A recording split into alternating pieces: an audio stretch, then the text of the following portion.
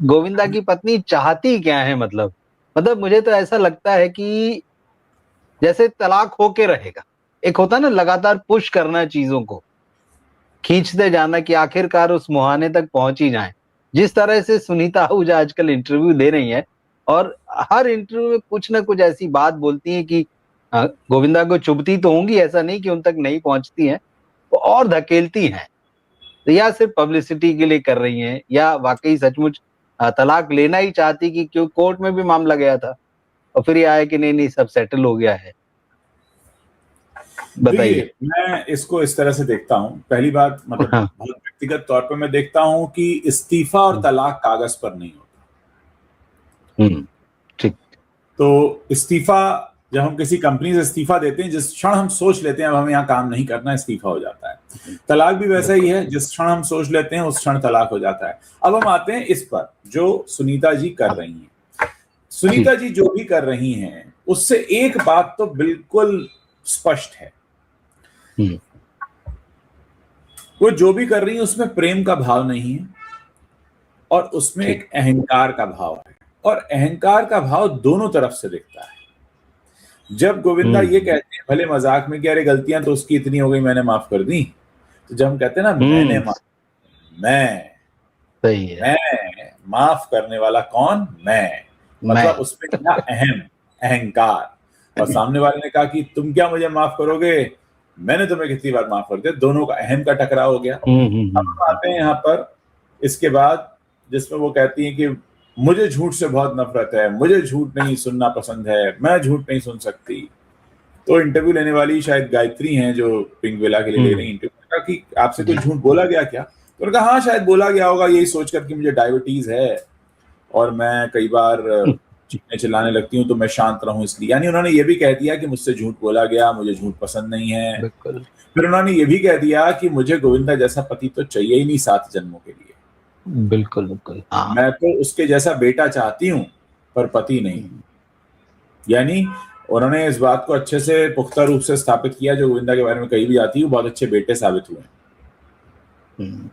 तो कुल मिलाकर ये एक अहम का टकराव है, और ये अहम के टकराव का कारण एक तो स्पष्ट है। वो स्पष्ट ये है कि पब्लिसिटी स्टंट, क्योंकि इसी इंटरव्यू में सुनीता ये भी कहती हैं कि बहुत जल्द मैं अपने पैसे से अपना घर खरीदूंगी, और उसमें गोविंदा का कोई कंट्रीब्यूशन नहीं होगा। इस लाइन पर मुझे इसलिए थोड़ा सा हैरानी हुई कि गोविंदा का कंट्रीब्यूशन तो अभी तक चल ही रहा है। आपके इंट्रोडक्शन में, आपके स्टेटमेंट में, आपके बयान में, हर जगह तो गोविंदा है। गोविंदा को अलग हटाकर सुनीता आहूजा की पर्सनैलिटी अभी तक हम लोगों को पता नहीं है, जब आ जाएगी तब बात की बात है, लेकिन अभी तक हमने गोविंदा की पत्नी के तौर पे जान रहे हैं। उसमें वो ये भी कहती हैं कि मैंने बहुत बड़ा सेक्रीफाइस किया, शादी के बाद मैं 1 साल तक घर में रही, गोविंदा की फीमेल फैन फॉलोइंग ना गिर जाए इसलिए हमने खुलासा नहीं किया था कि शादी हो गई हमारी। फिर जब पहली बच्ची हुई तो हमने खुलासा किया। फिर उन्होंने ये भी कहा है कि गोविंदा के सारे भांजे जो है मेरे घर में पले हैं, जैसे गोविंदा को उनकी सिस्टर पद्मा शर्मा ने पाला था जो कि कृष्णा की माँ है। फिर उन्होंने कृष्णा के साथ जो उनकी नाराजगी थी उस पर भी बात की कि अरे भाई बच्चे बड़े हो गए हैं, कब तक नाराज रहें। कहीं ना कहीं इस पूरे झगड़े में मुझे 2-3 बातें बड़ी साफ दिखाई देती हैं। पहला तो ये कि एक अहम का टकराव है, दूसरा ये कि प्रेम नहीं है, उतना नहीं है जितना दावा किया जा रहा है, थोड़ा उसमें मात्रा कम हो गई है। तीसरा ये कि इसके पीछे कहीं ना कहीं पब्लिसिटी स्टंट है, क्योंकि आप जब लगातार इस तरह के बयान के बीच में ये भी बोल जाते हैं, अपनी मंशा जाहिर करते हैं कि मुझे अपने पैसे से घर लेना है, और मेरी माँ ने कहा था तुम अपनी मर्जी से शादी करके जा रही हो तो तुम्हारी वहां से अर्थी उठनी चाहिए, तमाम बातें उन्होंने कही इस इंटरव्यू में। ये कहीं ना कहीं, अच्छा इसके अलावा वो ये भी कहती सुनाई पड़ रही है कि बच्चे जब बड़े हो जाएं, आप एक सर्टेन एज में आ जाएं तो फिर आपको अपने लिए सोचना शुरू करना चाहिए। पुरुष कोई अमृत पीकर आए हैं क्या, वो जो चाहे कर सकते हैं, महिलाओं का ऐसा कौन सा वो है। तो कहीं ना कहीं ये एक अहम के टकराव का मामला है जो खुलकर सामने आ रहा है।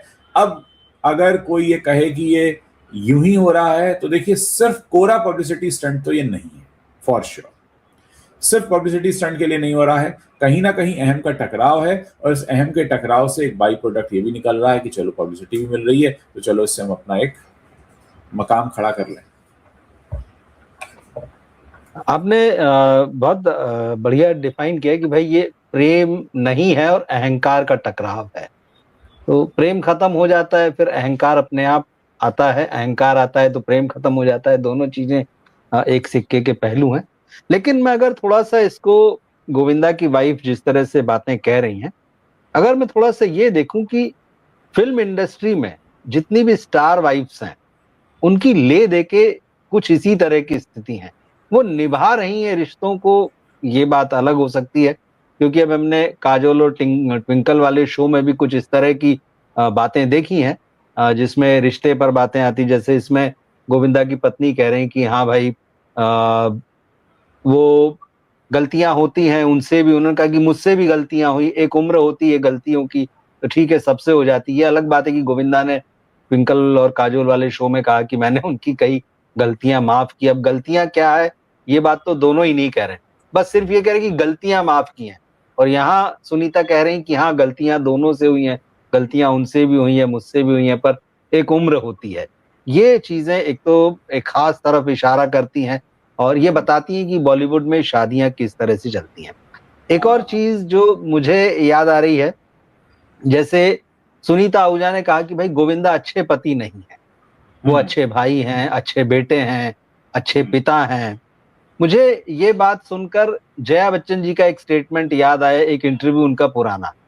अमिताभ बच्चन के बारे में उनसे जब पूछा गया था कि आप कैसे रेट करेंगी उनको, पिता के रूप में, पति के रूप में, बेटे के रूप में, तो उन्होंने कहा था कि वो सबसे अच्छे बेटे हैं, फिर अच्छे पिता हैं, और पति के रूप में नंबर 3 पर। मतलब ये कहीं ना कहीं मुझे लगता है कि बॉलीवुड की शादियां, हो सकता है आम जीवन में भी इस तरह होती हूँ, लेकिन हम अगर सिर्फ बॉलीवुड के संदर्भ में देखें तो ये चीजें निकल के आती हैं कि पत्नियां जो हैं वो पतियों से असंतुष्ट हैं और होती हैं, और उसकी एक बहुत बड़ी वजह ये होती है कि जैसा इसमें भी हमको नजर आया है इस इंटरव्यू में भी, या पिछले दिनों भी जो सुनीता ने बातें कही हैं, मुझसे ज्यादा समय तो वो हीरोइनों के साथ बिताते हैं। अब जब हीरोइनों के साथ हीरो समय बिताते हैं तो ये बात किसी से छुपी हुई नहीं है कि क्या होता है, और इन फिल्मों के सेट्स पर क्या होता है और उस सेट्स के बाद क्या होता है, और उसकी वजह से कितने रिश्ते, कितने परिवार किस तरह से प्रभावित हुए हैं, कितनी शादियां टूटी हैं।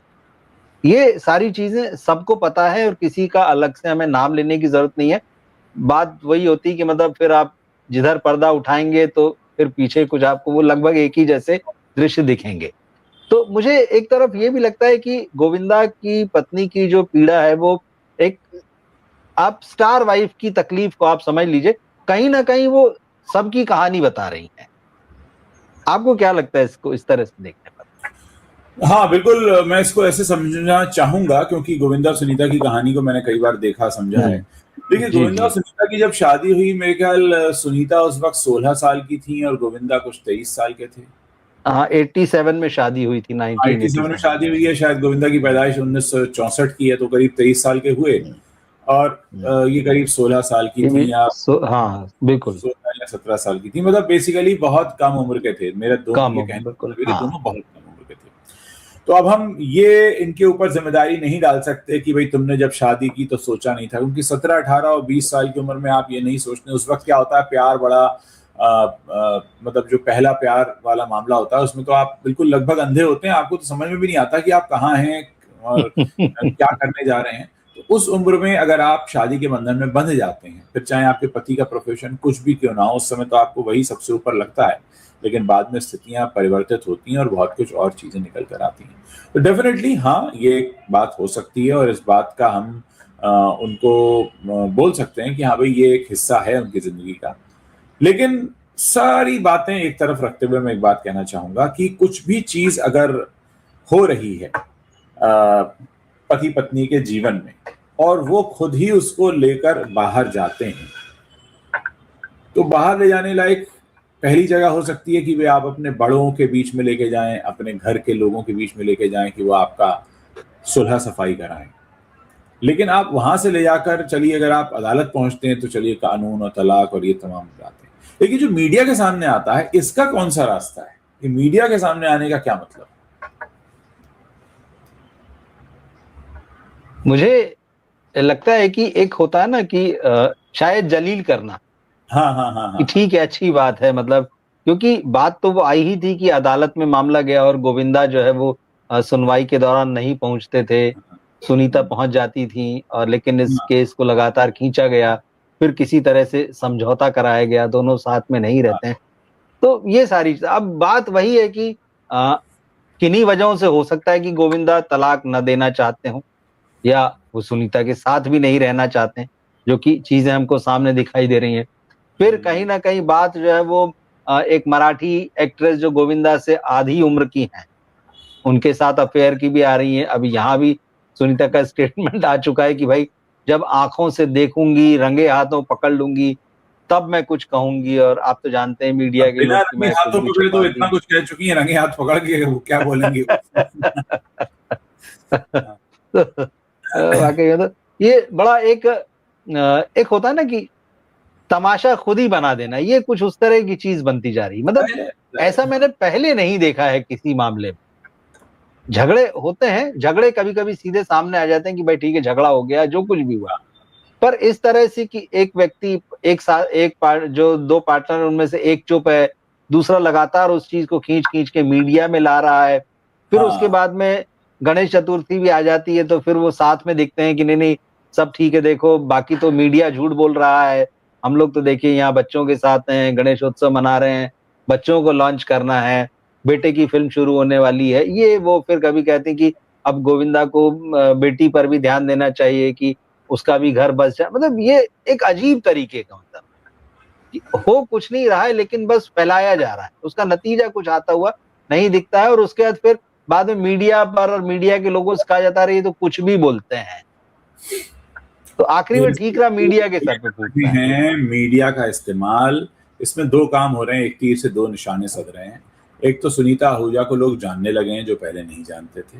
दूसरा, उनका अपना जो भी गुबार है वो निकल रहा है, और कहीं ना कहीं वो इस बात को स्थापित करती जा रही हैं कि इस घर में अब एक ही स्टार है, पहले गोविंदा था, अब मैं हूँ, अब मेरी बातें होनी चाहिए। अब मैं इस स्तर पे चली जाऊंगी कि लोग मेरे नाम से इस परिवार को जाने, अभी तक गोविंदा के नाम से जानते थे। खैर, वो उनका अपना निजी फैसला है, उन्होंने अपने घर की बातें हुँ, अपनी मर्जी से, अपनी इच्छा से सबके सामने आकर रखी हैं। अब जब क्योंकि सब कुछ लोगों के सामने आ चुका है, तो दुनिया का दस्तूर है, लोग दूसरे के घरों में झांकते हैं और दूसरे का घर का तमाशा बनाते हैं और उस पर चर्चा करते हैं। लोगों के लिए बहुत बढ़िया टाइम पास है। गलत चीज़ है, नहीं होना चाहिए, लेकिन जो हो रहा है दुनिया में हम उसी की बात करेंगे। तो पहल तो उनकी तरफ से ही हुई है। और अब जब इसकी चर्चा होगी तो डेफिनेटली तमाम तरह की बातें होंगी, क्या हुआ, क्यों हुआ, कैसे हुआ, किसके सामने हुआ, इसका मकसद क्या है। अच्छा, इस सब के बीच अगर उन्होंने अपना यूट्यूब चैनल नहीं लॉन्च किया होता तो हम ये कह देते कि चलो, हुँ। इस सब के बीच यूट्यूब चैनल का लाना, ये कहना कि करण जौहर की टीम की मीटिंग हुई है मुझसे, मैं ट्रेटर्स 2 में आ सकती हूँ, तमाम बातें, मैं अपने पैसे से घर खरीदूंगी, मेरा वीडियो चल रहा है, ये सब बातें जो उसके व्यावसायीकरण की तरफ इशारा करती हैं। यानी आपने अपने घर के झगड़े को सबके सामने लाकर पैसा और शोहरत कमाने की कोशिश की है, ऐसा प्रतीत हो रहा है। सच क्या है वो तो बेहतर यही दोनों जानते होंगे, और ऐसा ना हो कि पता चला कुछ है ही नहीं और हम चलो पूरे देश को बनाते हैं और अपना एक नया मामला खड़ा करते हैं। तो कुल मिलाकर चीजें उतनी सीधी है नहीं जितनी दिखाई दे रही। वैसी नहीं, बिल्कुल ठीक। मैं बस एक चीज़ और फिर आपसे ये जानना चाहूँगा, बात तो सही है कि हो सकता है कि सुनीता लोगों को एक रास्ता दिखा रही हों, जो लोग हाँ, यूट्यूब पर आकर और पॉपुलर होना चाहते हो कि भाई आप अपने घर के झगड़े बाहर लाइए।